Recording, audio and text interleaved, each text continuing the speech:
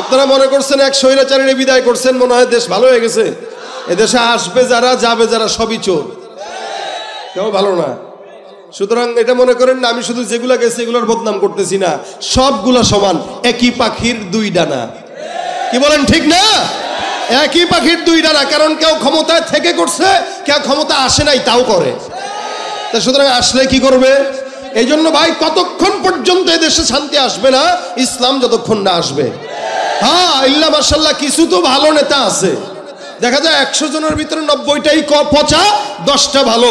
যে 10টা ভালো থাকে, বাকি 90টার পাল্লায় পড়া সেও নিজে চিন্তা করে আমি কি ভালো আছি না খারাপ আছি।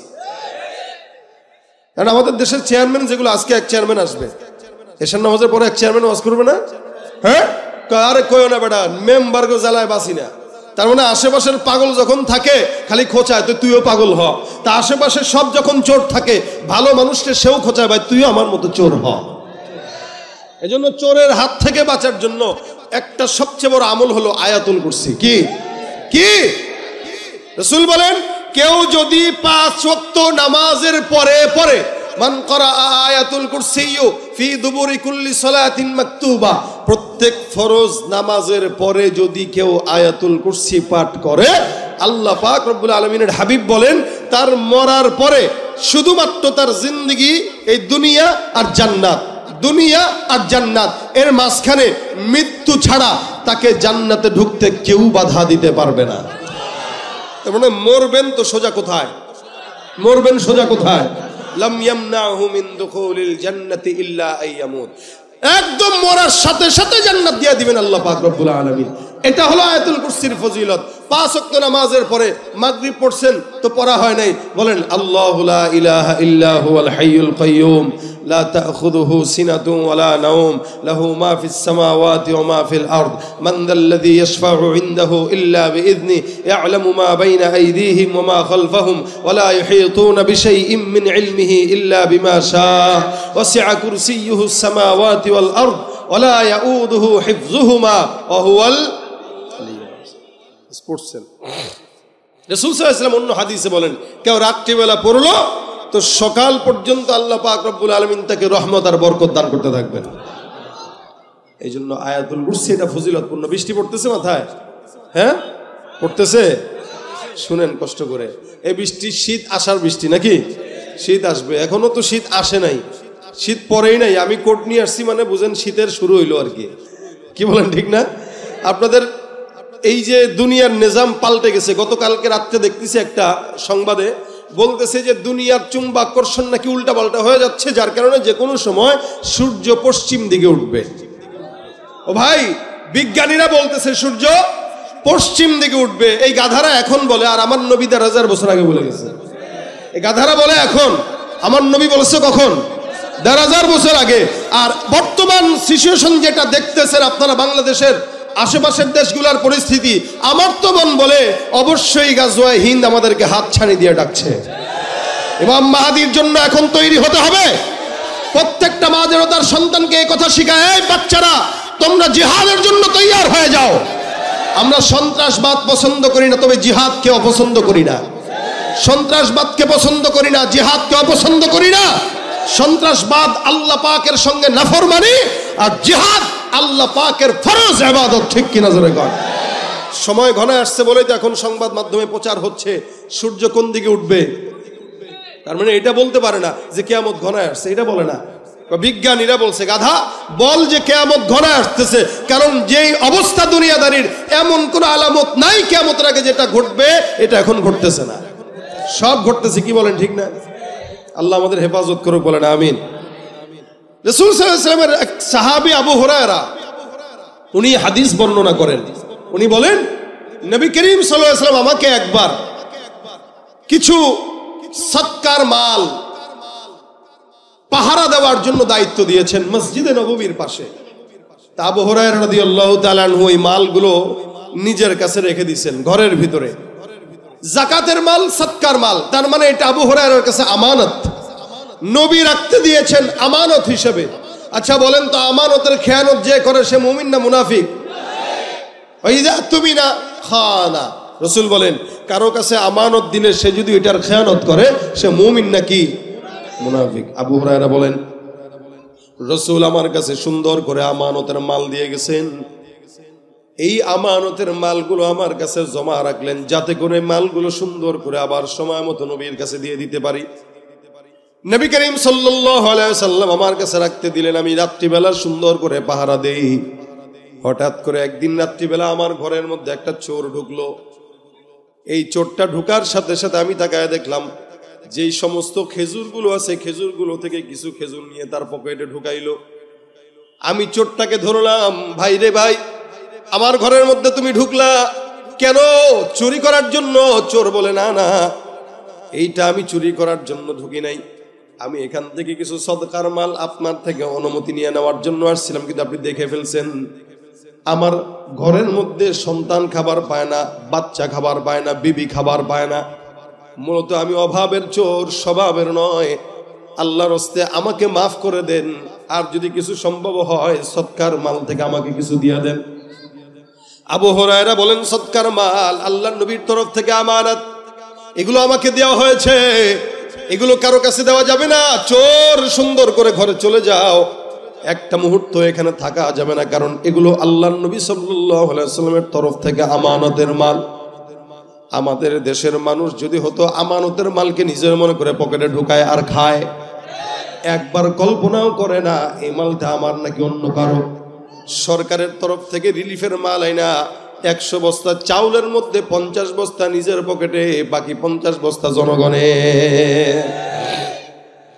অথচ আমানতের কত বড় দাম। নবী বলেন, আমানতদারিতা যার ঠিক নাই সে একটা মুনাফিক। আবু হুরায়রার কাছে আমানতের মাল দেওয়া হয়। আবু হুরায়রা রাদিয়াল্লাহু তাআলা এটাকে সুন্দর করে মালগুলা গোছায় ঢোছায় রেখে চোরকে বিদায় করে দিল। চোর চুরি করার জন্য আসলো, কিন্তু চোর নিতে পারে নাই। সকালবেলা ফজরের নামাজের সময় যখন রাসূল সাল্লাল্লাহু আলাইহি ওয়াসাল্লাম মসজিদে নববীর মধ্যে গেলেন, আল্লাহর নবীর সাহাবী আবু হুরায়রা মসজিদে নামাজ পড়ার জন্য গেলেন। আবু হুরায়রা রাদিয়াল্লাহু তাআলা নামাজ পড়তে যায়। রাসূল নামাজ পড়ার পরে ডাক দিয়া বলেন, আবু হুরায়রা, ব্যাপার কি বুঝলাম না, গত রাতে তোমার কাছে চোর ঢুকছিল, চোরটা কোথায়?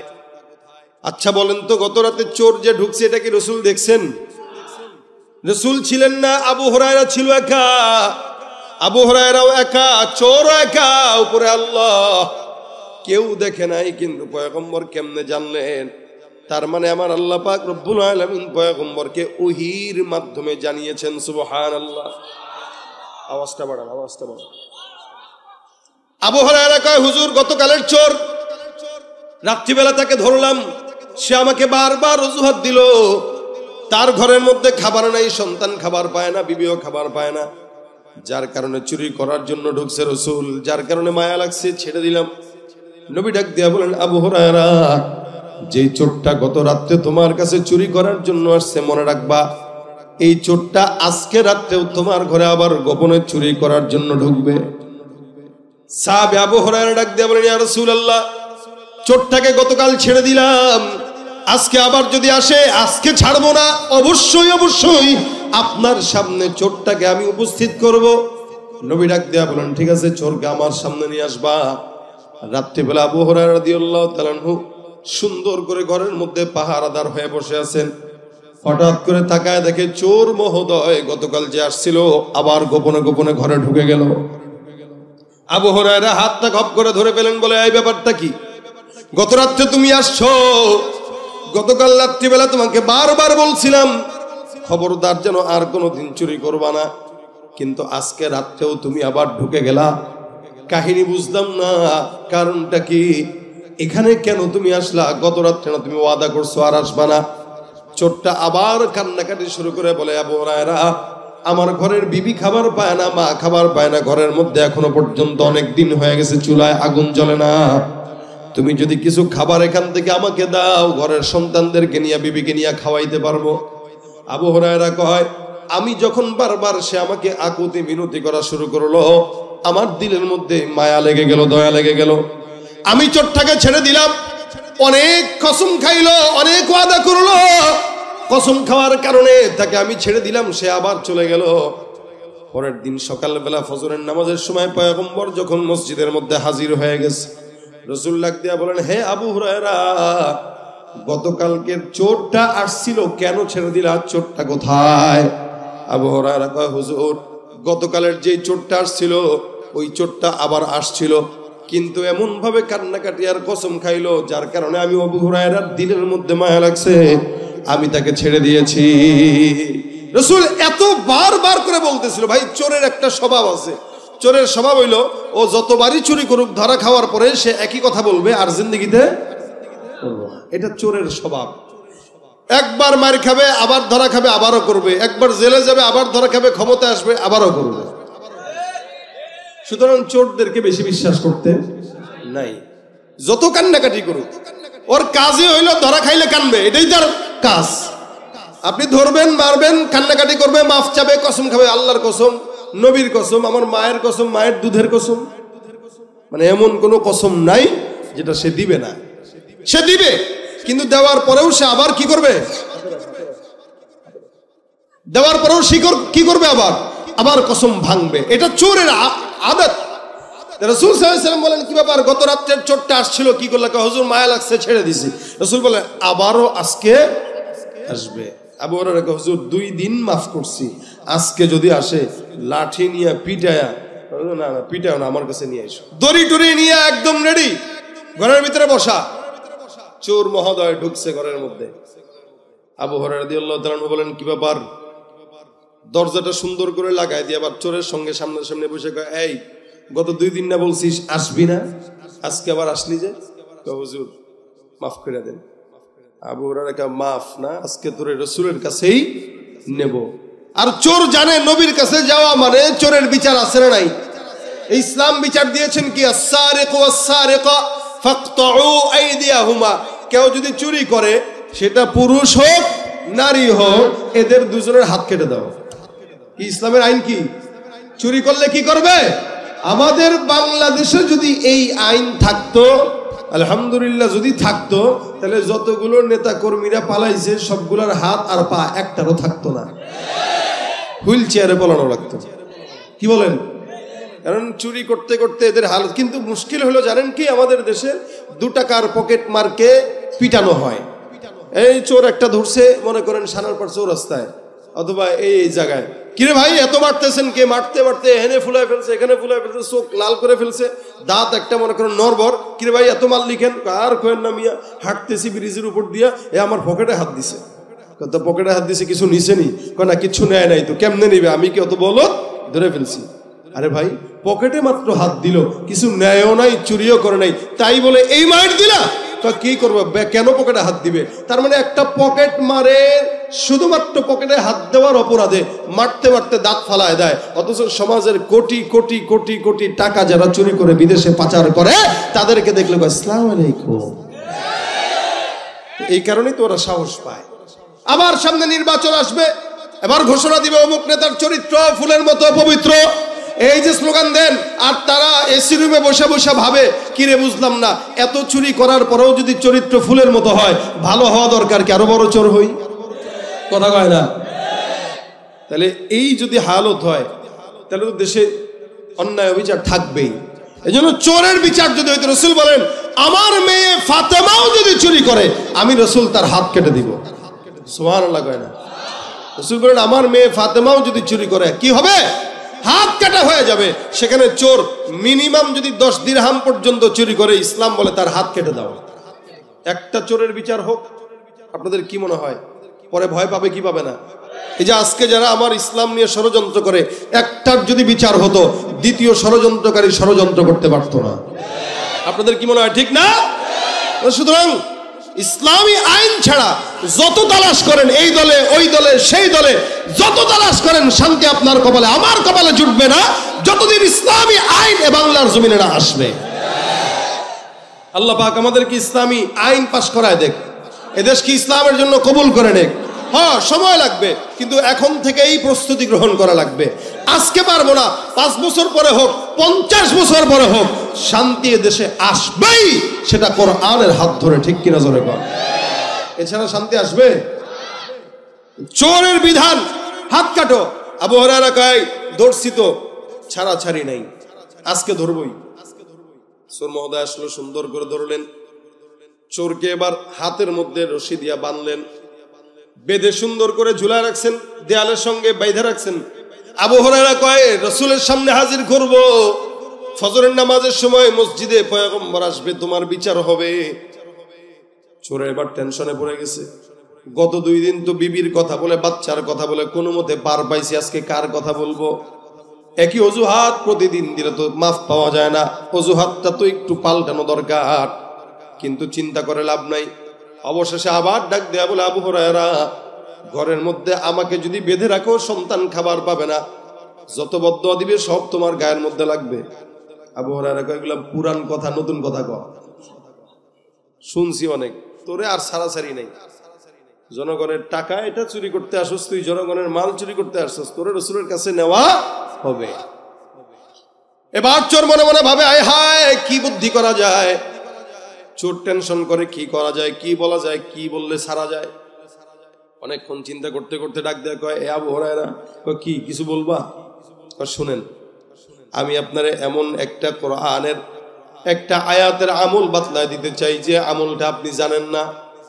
এমন একটা আয়াত আমি আপনাকে শোনাবো যে আয়াতের ব্যাপারে আপনার ধারণা নাই। এই আয়াতটা যদি আপনাকে আমি শোনায় দেই, বলেন আপনি আমাকে ছাড়বেন কিনা? চোর বলতেছে। আবু হুরায়রা কয়, কি রে তুই চোর, তুই আমার কোরআনের আয়াত শোনাবি আর আমল শিখাবি? আমি চোর হইতে পারি, ইসলাম তো ঈমান তো ঠিক আছে, কি বলেন? বিপদে বললে চোরের মুখেও ধর্মের কথা শুনতে হয়। আমরা এতগুলা বছর আমাদের এই মাহফিলগুলোর স্টেজে অনেক চোরের মুখে ধর্মের কথা শুনছি, কিছু বলতে পারি নাই। কিন্তু চোরের মুখে ধর্মের কথা মানায়, কি বলেন মানায়?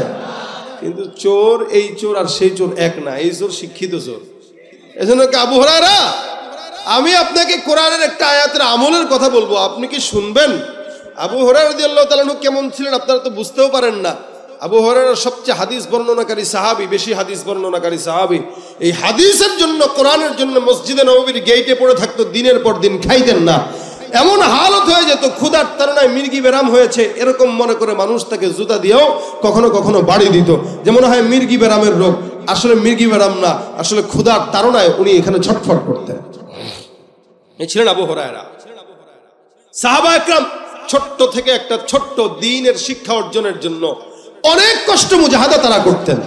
সে আবু হুরায়রা বলতেছেন, আরে তুমি যদি আমার কোরআনের একটা আমল শিখাও, আমি তো অবশ্যই তোমাকে ছাড়বো, কারণ আমার কাছে তোমার চাইতে কোরআনের আমলের দাম বেশি। চোর ধরার চাইতে কোরআনের আমলের দাম বেশি। কিন্তু নবী যে বলছেন ধরে রাখো, এটা তার মাথায় নাই, কারণ কোরআনের আয়াত শিখবে, কোরআনের আমল শিখবে। আবু হুরায়রা কয়, বলো বলো বলো, কি শিখাইবা বলো।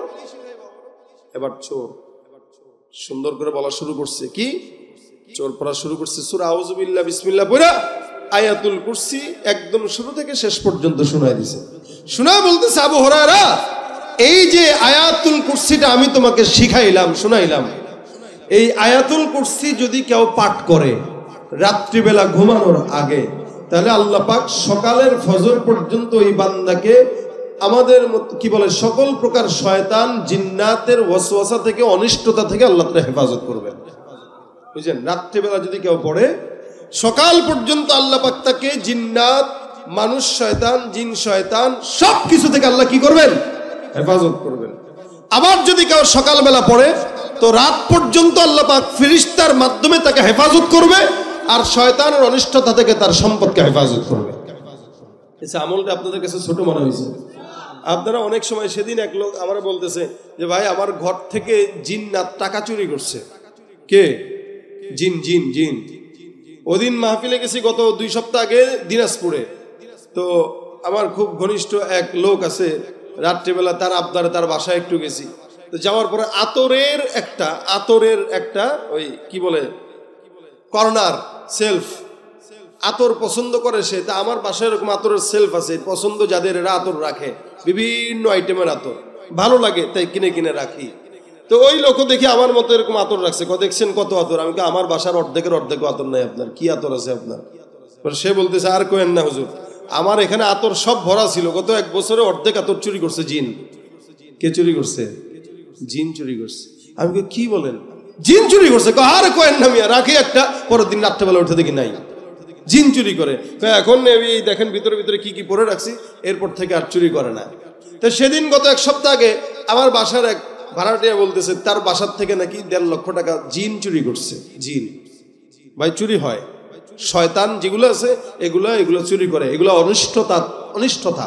এ কারণে এই চোরে বলতেছে কি, এই তুমি এই সমস্ত অনিষ্টতা থেকে নিজের সম্পদকে, নিজের জানকে, নিজের মালকে হেফাজত যদি করতে চাও, আয়াতুল কুরসি রাত্রে পড়বা, সকাল পর্যন্ত তোমার সবকিছুর হেফাজতের দায়িত্ব নিয়ে নেবেন আল্লাহ।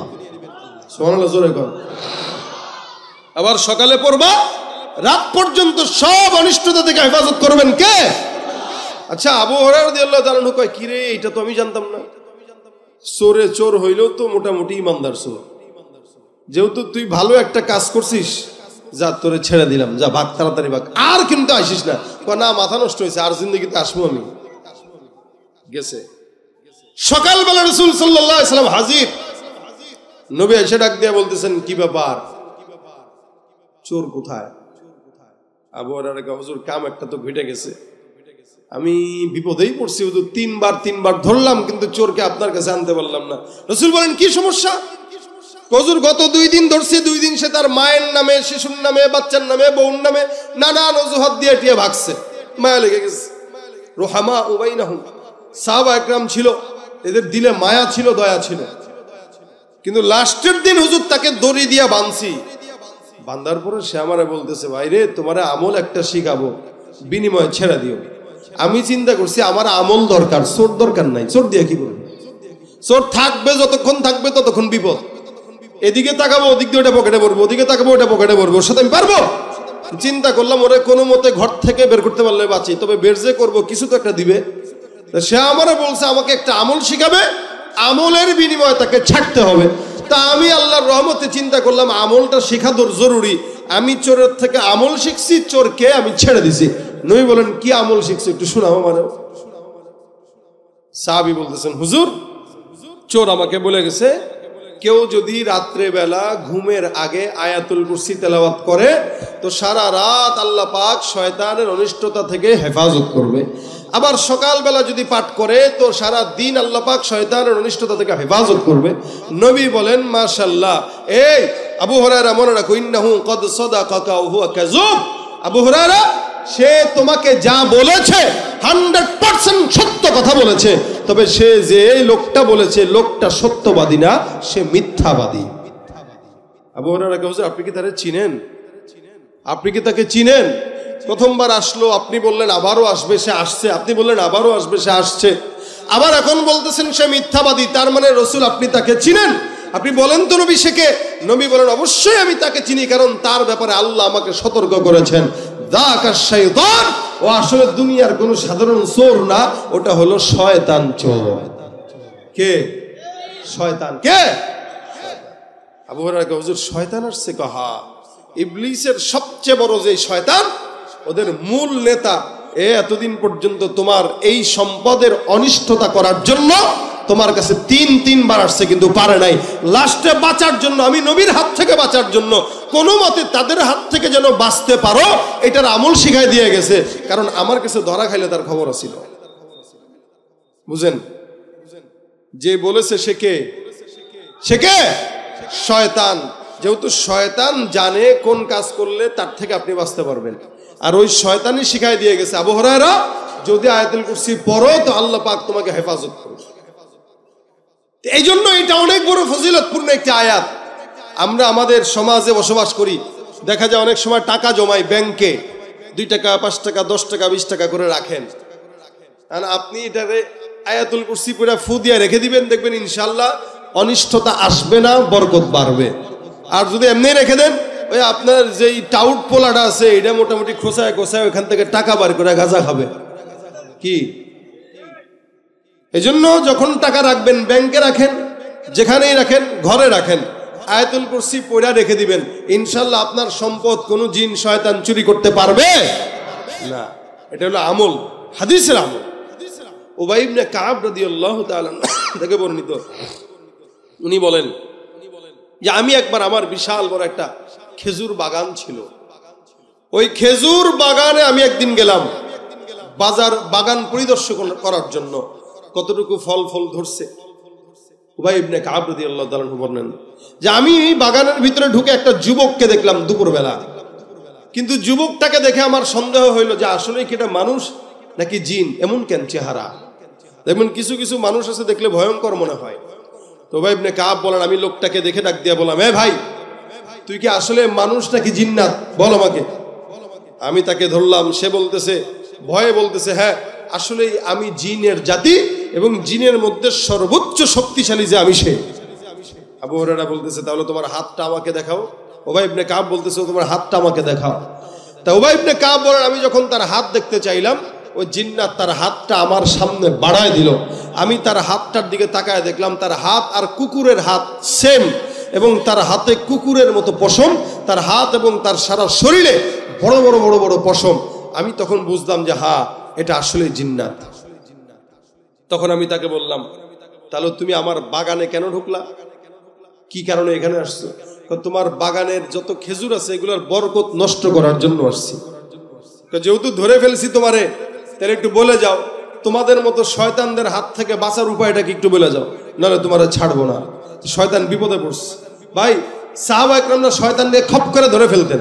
আরেক সাহাবীকে রাত্রেবেলা ঘুমের থেকে জাগাইতে গেছেন, ঘটনা জানেন কিনা জানি না। তো ঘুমের থেকে জাগানোর সময় সাহাবী ধরে ফেলছে, কিরে ব্যাপার তুই আমার ঘুমের থেকে জাগাস কেন?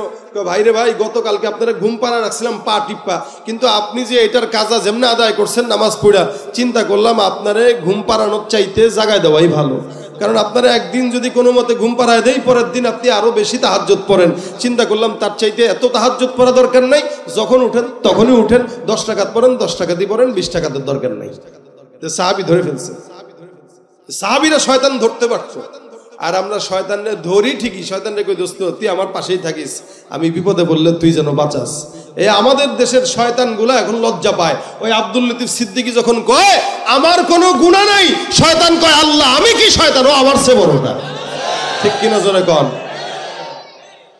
এরা যখন বলে এই কথা যে আমার গুনাহ নাই, এরা যখন এই কথা বলে যে আমি আল্লাহর কাছে ক্ষমা কেন চাবো, আল্লাহ পাক আমার দিয়া গুনাহ করায় নাই, শয়তান কয় আল্লাহ ও আমার চেয়ে ডাবল ডিগ্রি প্রাপ্ত শয়তান।